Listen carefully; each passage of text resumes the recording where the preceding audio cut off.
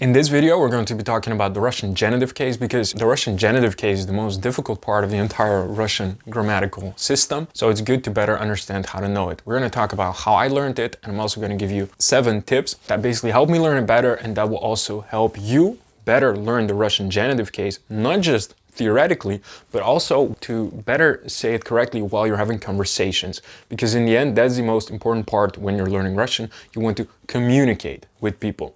Давайте начнем. So the first tip for learning the Russian genitive case is going to be very counterintuitive. That's because the first tip is that you should not focus on learning the Russian genitive case in the beginning. Let me tell you a story. I have a friend. He has a Russian girlfriend. When he wanted to learn Russian, this guy is an entrepreneur, an IT guy, and he has his own company, so he's smart. Let's start off with that. So he wanted to learn Russian, and knowing this guy, I was very sure that he was going to be able to get quite far, especially since he has a Russian girlfriend, so he could practice a lot. So what did he do? He signed up for classes, and he started learning Russian. He just went to classes 1 time a week for an hour and a half. And I was curious what's going to happen. And then it turned out, after a couple lessons, I spoke to him and asked him how it was going. And he said, yeah, I don't know, it's quite difficult because, well, as he said, it turns out that the first lesson, the teacher told them, all right, so Russian is going to be super difficult, especially the grammar. The Russian grammar is one of the most difficult in the entire world. And there are so many Russian cases that you need to know exactly in order to understand the right function. And they change all their endings, nominative, accusative, genitive. And after a couple lessons, he's like, this is too difficult, and he just completely quit.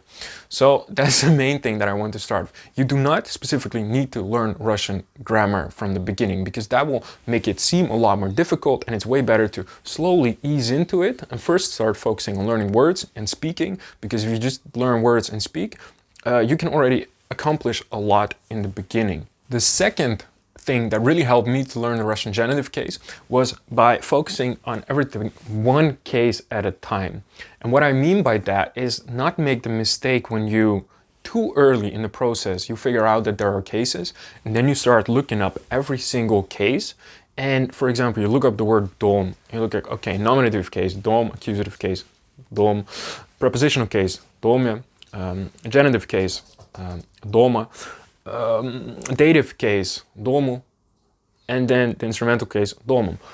And if you do that, you will put way too much information in your head, especially since every single case also has a lot of different nuances in the way that you use it, and it's just too much information in order to learn correctly. So that's why I highly recommend you learn just once you're learning the Russian genitive case, just focus on the Russian genitive case for 1-2 weeks, or as long as you need, and learn it to, let's say, approximately 80%, and then you can start with the next case. And just for your information, the way I recommend you learn the cases, like the exact order, will be the nominative case, the prepositional case, the accusative case, the genitive case, and then the dative and the instrumental case. The last 2 you can switch. The second and third one, the prepositional, the accusative, you can also switch, but recommend the first prepositional. So the genitive case would be the 4th case to learn.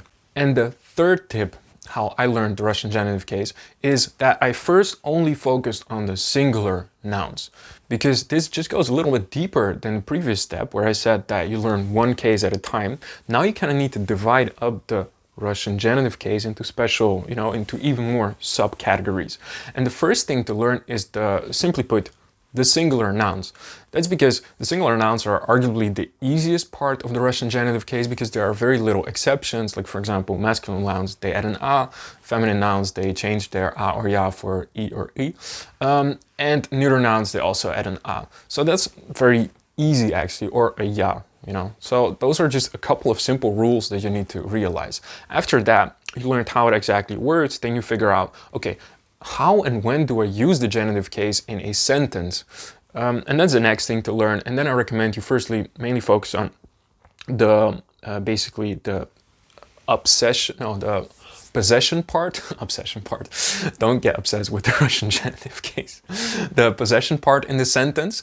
So that's, for example, the house of my father. Dom отца.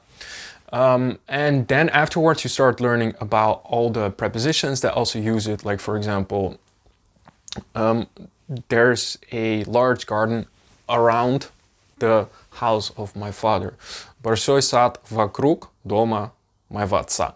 So you learn like those things and then focus only on the next part. Okay, so the fourth tip is that only after you've learned the singular nouns and how they're used in a genitive case is that you then focus on the plural nouns and how they're made in a genitive case. And the reason why this comes afterwards and that I do not want you to learn it at the same time is because the plural nouns in a genitive case are arguably the hardest part of the Russian genitive case. That's because there are a lot of exceptions, or at least things that you would not completely expect. For example, for masculine nouns, it's very simple. They end in a consonant and then you just add ov, okay, right? So dom, domov. The thing is that for some specific consonants, it doesn't, and it's very difficult to kind of understand that because you need to think a lot while you speak. So for example, ключ, which means key. Instead of ключов, it's ключей. Why is there a behind? Well, that's something that you just need to learn, that for ch, it's something different at the end. And the same thing for feminine nouns. It's like you just take away the a, and it's so much more mental energy in order to learn this correctly, so that I recommend you focus on that specifically and not while doing it at the same time as learning the general singular nouns. If you want to understand the Russian genitive case very well and also speak it correctly while speaking, then I recommend you check out my 30-day conversational Russian challenge, link in the description. The fifth thing now, after the singular and the plural parts of the Russian genitive case, is that you start learning the Russian adjectives in the genitive case. That's because adjectives in general, they're not too difficult here, but you still need to put in some time to learn them. That's because every single adjective you need to learn for the masculine, feminine, neuter, and plural parts. So there's just a lot more endings in general to learn. So yeah, this is just, I cannot say too much about this. You just need to spend time learning it. And the sixth tip might be very obvious, but a lot of people forget to do it, is to focus specifically on learning the Russian genitive case while practicing speaking. And the reason for that is that theoretical knowledge and practical application of the genitive case is something that is basically a completely different skill set. Yes, you need to know the theoretical parts before you can apply them practically, but if you only know the theoretical parts and you never practice the skill of applying the Russian genitive case while you're having a conversation, then it's going to be very difficult to become fluent enough in Russian to say it correctly, like 95% of the time. And an easy way to practice this would be to just record yourself having conversations, and while having your conversation, try to have one thing in the background of your mind, and that is to say every time the genitive case comes up, to try to pronounce it correctly, to say the right ending, stop a little bit, say it correctly. You can do the same thing while having a conversation with a Russian person. Don't try to say everything correctly at the same time, because that will just make sure that you speak super slowly, especially in the beginning and intermediate stages, but just focus on saying the Russian genitive case correctly.